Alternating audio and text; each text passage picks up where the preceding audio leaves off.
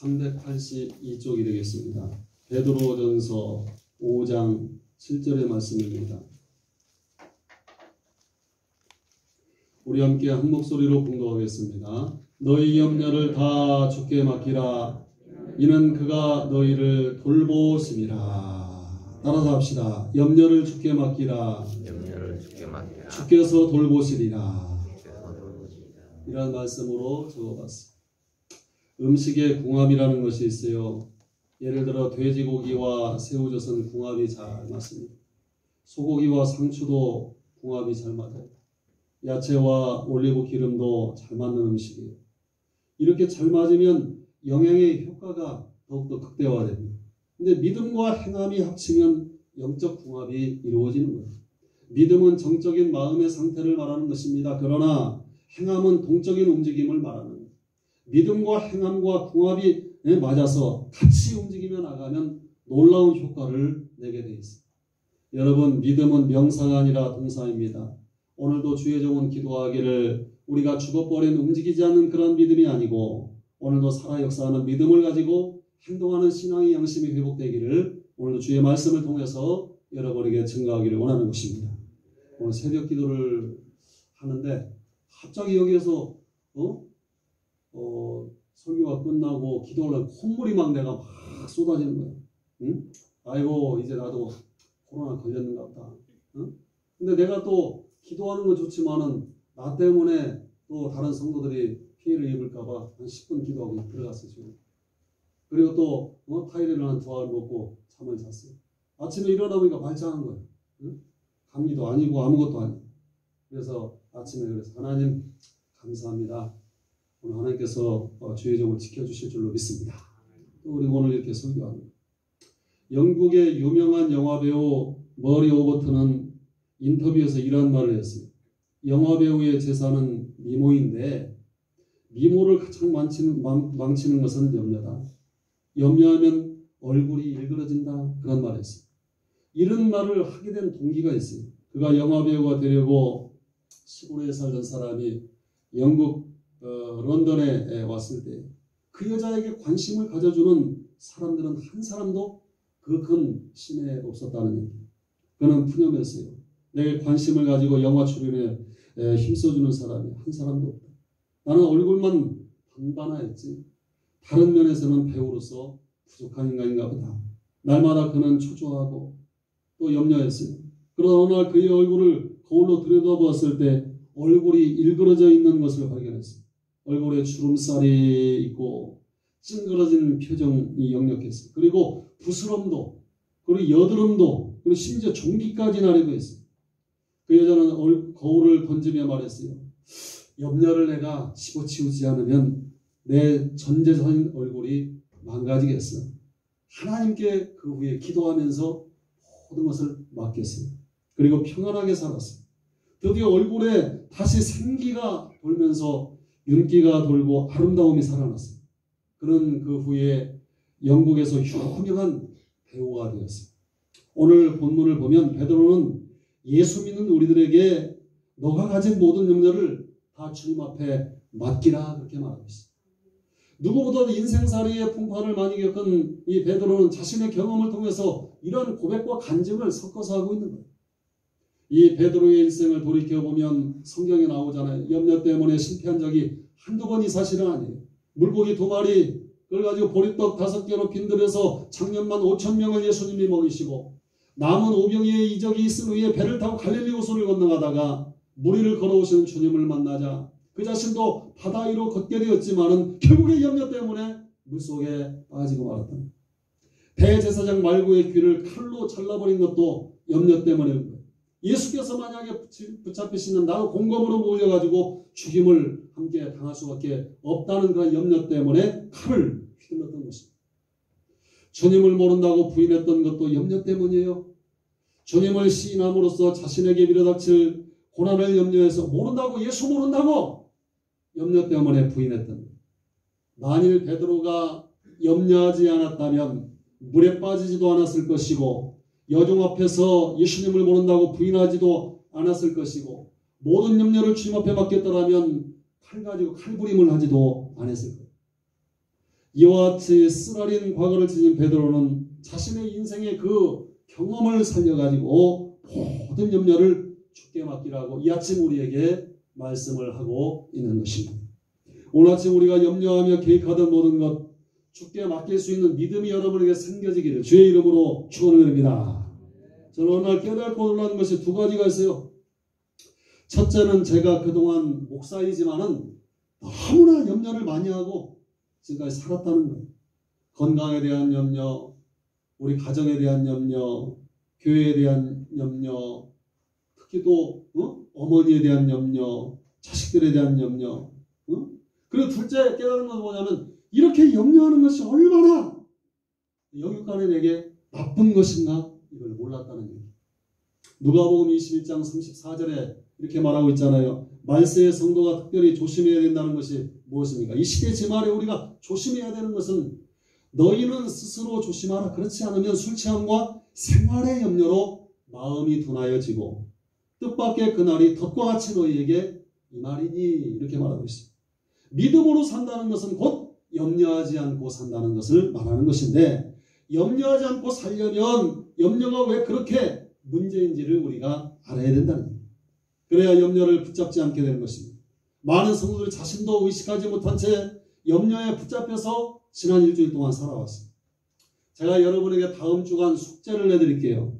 이 숙제를 잘 해올 사람 몇 명일 때 다음 주에 한번 물어보고 설교를 하려고 해요. 따라서 합시다. 한 주간 동안 염려하지 않고 살아보자. 옆에 사람과 인사합시다. 다음 주간 동안 염려하지 않고 살아봅시다. 할렐루야. 우리 염려하지 않고 다음 주간 한번 살아봅시다. 할렐루야. 이 숙제 잘 해올 사람이 몇 명이나 될지 잘 모르겠습니다. 우리 중에 염려하기 위해서 노력해본 사람은 한 사람도 없을 거예요. 염려는 저절로 생겨난 거예요. 땅을 가꾸지 않은 잡초가 막 우성해지는 것처럼 염려는 저절로 생겨나는 거예요. 우리 악한 본성 때문에 저절로 되는 것이 대부분 다 악한 거예요. 화를 내거나 욕을 하는 거나 이것은 배워서 하는 게 아니야. 그냥 튀어나오는 거예요. 죄를 지으려고 작심하고 금식하고 막 철야기도 하는 사람 없어요. 저절로 일어나는 염려도 마찬가지예요. 염려는 타락한 인간의 본성에서 나오는 것입니다. 부모가 멀쩡히 살아 계신데도 그리고 그 부모가 능력 있는 두 분이 살아 계신데도 유치원에 다니는 쬐끄만 자녀가 먹고 사는 것 때문에 땅이 꺼지라고 매일 염려하고 있다면 그 부모가 볼 때 이거 그 심정이 어떻게 되냐는 예수님은 우리를 고아처럼 버려두지 않겠다고 했어요. 고아라는 말이 무엇입니까? 자기 문제는 자기가 염려하며 사는 사람을 고아라고 말합니다. 그러면 성도가 온 세상 모든 것을 염려한다는 것은 하나님 아버지를 무시해도 엄청나게 무시하며 사는 것이 되는 것입니다. 김태형이라는 그 조그만 여자 가수애가 미스터리에서 나와가지고 노래를 부르는데 바람길이라는 노래를 9살짜리가 그렇게 부르더라고요. 그 가사 중에 뭐요? 걷다가 울다가 멍 때리다가 뭐다 가사는 잘 모르겠는데 9살짜리가 세상 걱정은 그 노래에 실어서 노래를 부르는 모습을 보면서 저건 9살짜리의 걱정거리가 아닌데 세상 염려를 다 짊어지고 사는 사람처럼 어쩌면 이렇게 노래를 부를까. 우리가 개인 생활에 시달리고 염려하면 하나님의 나라를 위하여 아무것도 할 수가 없습니다. 늘 눈만 뜨면 염려하고 근심하고 걱정하는데 주의 일을 할 수 없다는 얘기예요. 우리의 사람의 힘이라는 것은 무한대의 힘이 아니야. 사람은 100m를 달려도 그 힘만큼 달리는 거예요. 우리의 삶도 마찬가지예요. 우리의 힘은 한정되어 있기 때문에 개인의 문제로 염려를 더하면 더할수록 하나님의 나라를 위해서 일할 여력이 여러분에게는 없다는 것을 여러분 아셔야 되는 거예요. 여러분 하나님의 뜻대로 살면서 염려를 통해서 힘 빼지 맙시다. 할렐루야. 그 힘을 애껴가지고 주를 위해서 또 살아야 될까. 세상 염려만 하고 어둠의 그늘 속에서 늘 살아간다면 하나님의 기쁨이 될 수 없기 때문에 오늘 성경은 말하기를 너희는 염려하지 말라. 이렇게 말하고 있습니다. 여호수아 1장 9절에 마음을 강하게 하고 담대히 하라. 두려워 말며 놀라지 말라. 마태복음 6장 31절 말씀에 염려하여 이르기를 무엇을 먹을까 무엇을 마실까 무엇을 입을까 하지 말라. 빌립보서 4장 6절 말씀에 아무것도 염려하지 말고, 베드로전서 5장 7절 말씀대로 염려를 주께 던져버려라. 아멘 합시다. 그것이 믿음임을 여러분 기억하시길 바라겠습니다. 오늘 주일전에 나와가지고 예배하는데 염려하며 이 자리까지 나왔는데 돌아갈 때도 그 염려를 그대로 가지고 간다면 그건 믿음이 없는 사람.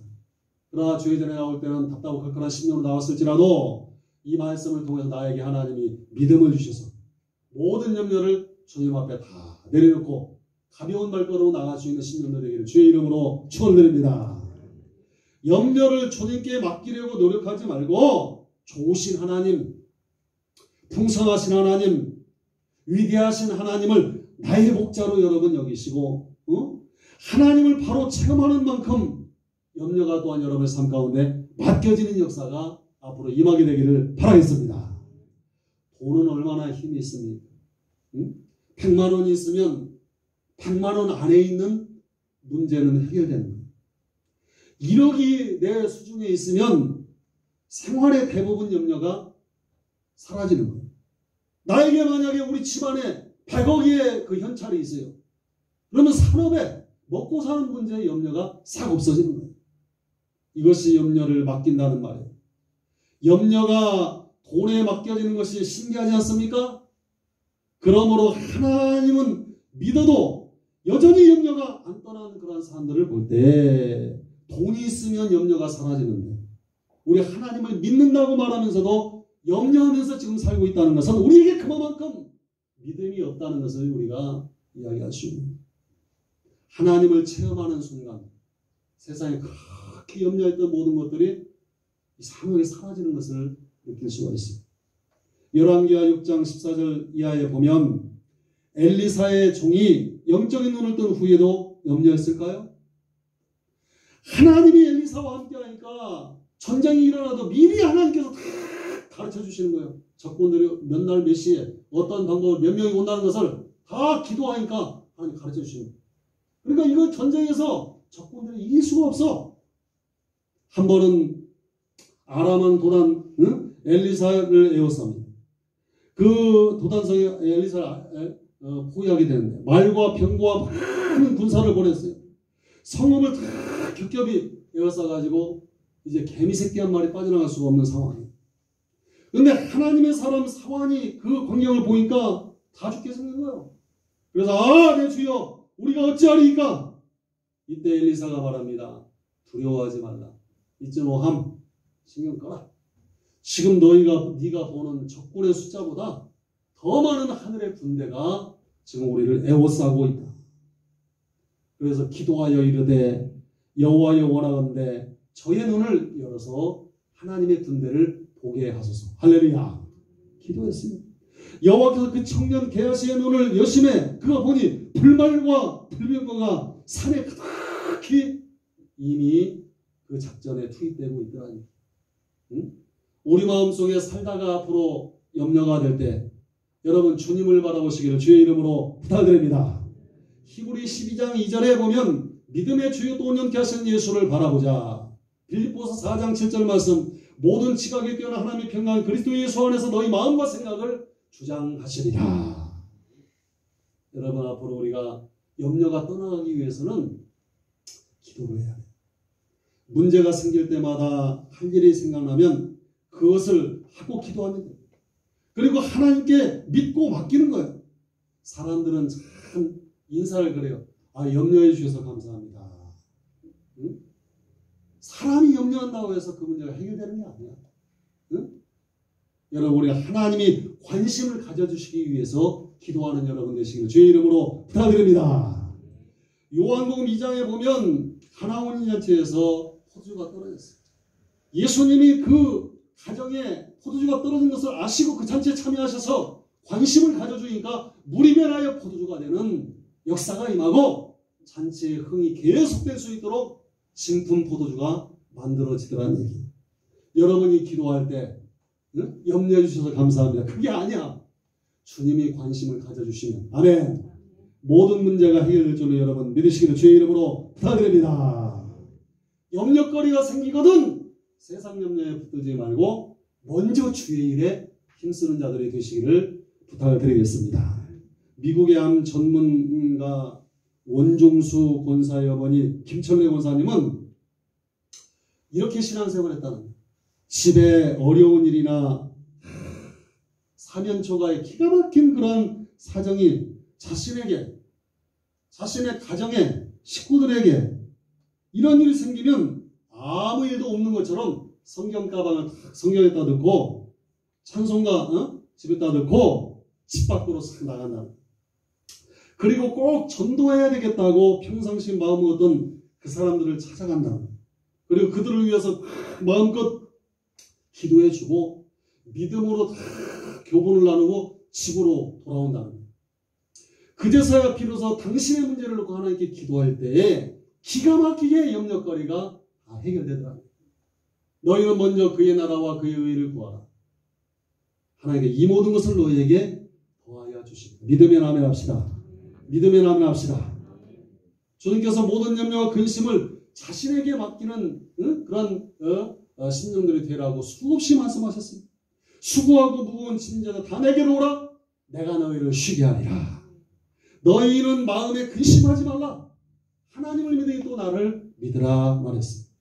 염려하지 말라. 근심하지 말라. 응? 이 말이 성경에 보니까 성사학자 나는 쉬어보지도 않았어. 365번이나 나오더라고요. 그러니까 하루하루 염려하지 말고 아멘. 근심하지 말고 아무것도 염려하지 말고 오직 모든 일에 기도와 간구로 너희 구할 것을 감사함으로 하나님께 아리라. 빌립보서의 중심 내용이 바로 이거 아닙니까? 염려함으로 그 길을 한 자나 더할 수 없다는 것이 마태복음 6장 27절 말씀에 나오고 있습니다. 염려는 아무짝에도 쓸모없고 부질없는 것이고 백해무익한 것. 이러한 재미난 얘기가 있더라고. 도스토옙스키가 쓴 단편소설에 이런 얘기가 있어요. 제정 러시아 시대에 시청에서 근무하는 동석이가 잘못해가지고 시장님의 구두를 밟게 되었어요. 동석이는 즉시 사과했어요. 그러나 시장은 누군가와 열을 흘리며 토론 중이어가지고 동석이를 미처 발견하지 못했어요. 집에 돌아온 동석이는 그날부터 한절부절하는 거예요. 그가 스스로 생각하기를 시장님이 나를 용서하지 않는 것이 아닐까? 그렇다면 나는 모가지가 달아날 것이고 내 몸이 달아나면 내 가족들은 누가 먹이 살릴 것인가? 이런 염려와 근심 끝에 그는 한 잠도 잠을 못 잤어요. 결국 그 다음날 시장을 찾아가서 다시 한번 잘못을 용서를 빌기로 작정했어요. 그 이튿날 시장을 찾아갔을 때 그날도 역시 시장은 동석이를 거들떠보지도 않고 다른 사람과 열띤 토론을 벌이고 있었어요. 동석이는 한참 서 있다가 생각하기를 아마도 나를 용서하지 않을 모양이구나. 단정을 짓고 힘없이 집으로 돌아왔어요.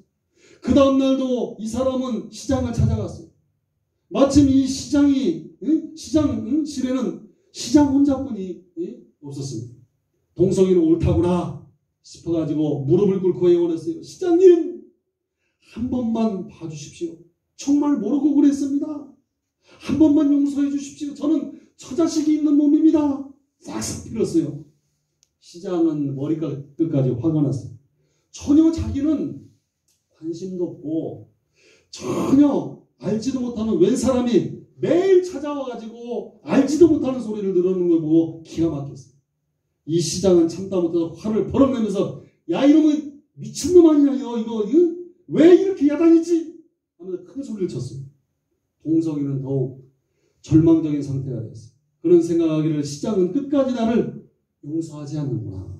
절망한 나머지 힘없이 돌아와 자기 방으로 들어갔다는 거예요.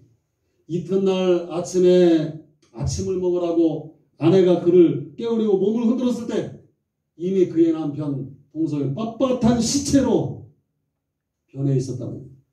이상의 도스토옙스키가 쓴 단편소설에 대해 쓸데없는 염려로 마음을 찢지 말고 존귀한 하나님의 말씀을 따라서 그 염려에서 헤어나올 수 있는 여러분 되시기를 주의 이름으로 부탁드립니다.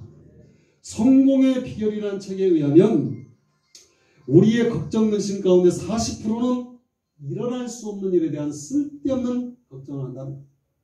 그리고 30%는 이미 지나간 일에 대해서 걱정하는 것이고 12%는 자기와 상관도 없는 다른 사람들의 일에 대해서 걱정하는 것이고 10%는 일어날 수도 있고 일어나지도 않을 수 있는 일에 대해서 걱정하는 것이고 다만 8%만이 진정으로 걱정하고 고민할 만한 가치가 있는 것이라고 통계가 나왔어요. 그러나 오늘 본문에 베드로는 말하기를 그 나머지 8%까지도 너희가 하나님을 믿는다면 모든 것들을 주님 앞에 맡겨 그 염려에서 많이 빠져나오라고 지금 말씀하고 있습니다. 염려의 원인은 전능하신 하나님께 철저히 그분을 믿지 못한다는 그러한 이유가 되는 것입니다. 오늘 본문의 베드로는 너희 염려를 다 주께 맡겨버려. 근심을 이길 수 있는 비결이 뭐냐? 하나님께 맡기는 것밖에 없어요. 아멘 합시다. 맡기는 만큼 여러분 평안해질 줄로 여러분 믿으시기를 주의 이름으로 부탁드립니다. 여러분 그분에게 맡긴다는 것은 뭐냐면 다 체념하거나 자포자기하는 것이 아니라 나에게는 힘이 없기 때문에 힘 있는 분에게 의존한다는 의미를 담고 있는 거예요. 하나님은 힘 있는 줄로 믿습니다. 하나님 능력이 계신 줄로 믿습니다. 힘이 여러분에게 없기 때문에 주님을 의존한다는 마음으로 여러분의 염려를 주님 앞에 맡길 수 있는 건 10년도 되시기를 주의 이름으로 부탁드립니다. 사람이 할 수 없는 그 일을 하나님은 할 수 있다는 것이 우리의 신앙의 고백이에요. 가로막힌 홍해바다 앞에서 이스라엘 백성들이 하나님을 의존했을 때 홍해바다가 갈라지는 거예요. 검푸르고 깊은 홍해바다가 무서운 홍해바다가 갈라지는 거예요. 두려움에 떨던 여호수아가 하나님 앞에 맡겼을 때 요단강이 갈라지고 여리고성이 천홍성이 무너지는 역사가 일어났어요. 디베랴 바닷가에서 배고픈 많은 사람들의 문제를 제자들이 소년의 떡과 물고기를 주님 앞에 맡겼을 때 5,000명이 배분이 먹고도 12강줄이가 남는 역사가 일어났습니다. 사르밧과고는 남아있는 한 움큼의 가루와 기름 조금을 하나님이 좀 엘리야를 위하여 바쳤더니 3년 동안 가루와 기름이 마르지 않았다고 성경은 말하고 있습니다. 하나님은 절대로 자신이 한계를 알고 겸손한 마음으로 주님 앞에 맡기는 자를 거절한 적이 성경에 보니까 한 번도 없더라고요. 우리는 심히도 연약한 자들이에요. 나는 부족한 자들이에요. 겸손히 주님 앞에 주의 도우심을 간구하는 여러분 10년 되시기를 주의 이름으로 부탁드립니다. 문제는 뭐냐? 결론적으로 그러한 믿음이 여러분에게 없다는 거예요. 믿음이 있어요. 마귀는 우리에게 무엇을 요구하는지 아십니까? 의심과 불신앙을 심어주려고 합니다. 마귀는 참으로 간교한 놈이고 악하고 비겁한 자, 천사로 가장해서 우리에게 다가와서 그리스도인들을 막 헐뜯는 거예요. 그리스도인을 미혹하여 번뇌하게 하고 시험과 올무에 빠뜨리는 것은 마귀의 역사라는 얘기야. 마귀는 우리와 하나님과의 관계를 기뻐하지 않으며 할 수만 있으면 하나님과 우리의 관계를 이간시켜서 넘어뜨리려고 하는 것이 마귀의 역사라니. 여러분의 마음속에 의심이 있습니까? 두려움이 있습니까? 깨어있는 영성이 지금 되지 못하고 있다는 증거라는 것을 여러분 아셔야 됩니다. 성경은 이 사실을 근신하라, 깨어라, 너희 대적 마귀가 우는 사자같이 돌아다니며 삼킬 자를 찾는다고 베드로전서 5장에 말씀하고 있습니다. 시시각각 1분 1초라도 그 마귀는 기회를 노립니다. 늙은 사자는 물어뜯습니다. 그 이빨도 없고 힘이 없기 때문에 겁만 주는 거예요. 젊은 사자는 말없이 가가지고 잡아먹는 거예요. 더러운 샤탄 마귀는 오늘 성경에 보니까 우는 사자처럼 늙은 사자라는 얘기야. 힘도 권세도 없어. 예수 앞에 꼼짝도 못해. 그러나 우리의 마음속에 두려움을 주고 우리의 마음속에 의심을 심어주고 매사에 모든 것이 염려거리로 우리 여러분에게 다가오도록 그렇게 자꾸 우러제친다는 거예요. 여러분 마귀의 울음에 여러분 동조하지 마시길 바라겠습니다. 우리 주님 앞에 마음속에 두려움이 오고 의심이 오고 염려와 근심이 자꾸 내 마음속에 생길 때 기도하세요. 찬송하세요. 하나님의 말씀을 묵상하세요. 은혜를 받으세요. 믿음이 생기고 은혜를 받으면 맡길 수 있는 믿음이 생기고 그 다음에는 평안이 온다는 거예요. 아멘 합시다. 주의 평안이 우리 10년 가운데 차고 넘치기를 바라겠습니다. 어떤 사람이 배를 타고 유럽으로 건너가게 되었습니다. 배에 올라타고 방 번호를 찾았을 때 거기에 또 한 사람 미리 올라와서 여장을 풀고 있었어요. 나중에 온 사람, 먼저 온 사람의 용모를 봤을 때 저놈 저 도둑놈처럼 생겼다고 선원을 찾아갔어요. 선원에게 죄송하지만 같은 방을 쓰는 사람이 아주 질이 나쁜 사람 같다는 거예요. 제가 가지고 온 이 귀중품을 갖다가 좀 맡아달라고. 그 사람 믿을 수 없다고. 그러니까 선원이 말하길 같은 방을 쓰는 그 사람이 조금 전에 찾아와가지고 당신은 똑같은 말을 하더라니. 당신 이상을 보니까 아주 도둑놈처럼 생겨가지고 믿을 수 없어요. 자기 귀중품을 맡아달라고 하고 갔다고 얘기한다. 의심은 이처럼 언제나 자기에게 돌아오게 돼 있다. 염려를 주님 앞에 던지시기를 바라겠습니다. 안제름이라는 신학자는 말했어요. 나는 하나님을 알기 위하여 믿는다. 그런 말을 했어요. 보이지 않는 하나님을 믿는다는 것은 쉬운 일이 아니에요. 그러므로 때로는 미친 취급을 당하기도 합니다. 말씀의 결론이에요. 그러나 이 세상은 이 진리 때문에 미친 취급을 받는 사람이 얼마나 많은지 이루 말하죠. 나만 미친 취급을 받는 게 아니야. 하나님 믿는다고 해서 보이지 않는 하나님을 믿고 염려하지 않는다고 해서 저 미친놈 아니냐고 그렇게 얘기할 수도 있다는 얘기야. 예를 들어서 콜럼버스는 미지의 아메리카 대륙을 항해하기로 결정했을 때 많은 사람들이 저는 미친놈이라고 그랬어요. 응? 루터는 그 시대에 확립된 종교적인 성직제도를 감히 부인하려 했다는 그 이유로 종교개혁을 단행한 루터를 갖다 저거 미친놈이라고 다 얘기했어요. 페트르겐니도 자유를 달라 그렇지 않으면 죽음을 달라고 했어요. 그때 주변의 사람들이 저거 정신병자라고 다 얘기를 했어요. 미국의 초대 대통령이었던 조지 워싱턴도 포도 계곡에서 겨울 내내 전쟁을 계속하겠다 기도하면서 결심할 때 그의 수천의 부하들이 죽고 또 다른 수천의 사람들이 그를 버리고 다 떠나갔어요. 조지 워싱턴은 미친 사람으로 여겨졌어요. 노아의 방주를 짓기 시작했을 때 그 주변에 사는 사람이 노아가 100년 동안 방주를 지니까 하나님의 말씀을 지으니까 저 미친놈이라고 다 얘기했어요. 아브라함이 고향을 떠났을 때도 그 미친 거 아니냐고 얘기했어요. 이삭을 갖다가 제물로 바쳤을 때도 미친 거라고 얘기했어요. 늙은 사라가 자식을 소망했을 때 100살 가까이 된 여자가 자식을 소망했을 때 저건 주치바가지라고 저 완전히 미친 거라고 폐의 문이 닫혔는데 그게 바랄 걸 바라야지 미친 소리 한다고 그런 얘기했어요.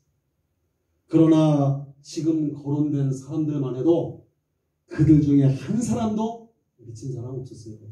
그게 아멘합시다. 추책들도 없었어요. 응?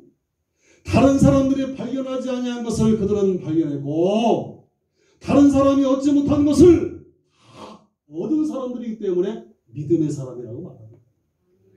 그들에게 무슨 염려와 근심이 없었겠습니까? 우리보다 더 많은 근심과 염려 속에서 사람들이 치탄을 받으며 미친놈 취급받았지만 미친 게 아니야. 하나님을 믿는 거예요. 아멘. 하나님의 약속을 믿는 거예요. 그대로 이루어지는 거예요.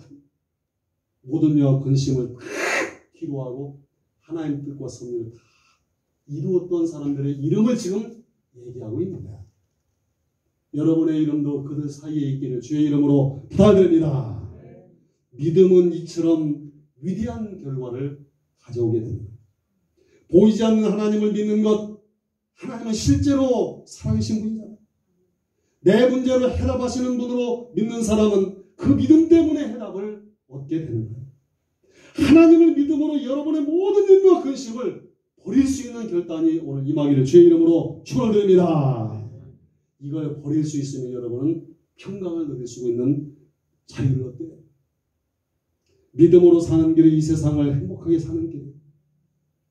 이번 주간도 흔들리지 않는 믿음을 통해서 이 숙제를 풀어가지고 오세요.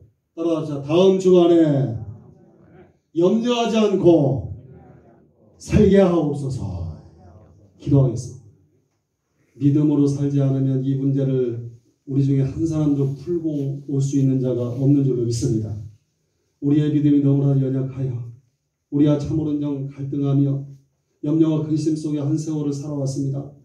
다음 주간 이 말씀이 선포되어 싸우니 이 말씀을 계속해서 되새김질하게 하옵시고 우리에게 던져주신 성령이 우리에게 비춰주신 이 말씀을 따라서 염려와 근심의 문제를 해결하고 주님의 이름을 승리하고 평강 가운데 다음 주 주일날 예배 때 돌아오는 자들이 되게 하옵소서.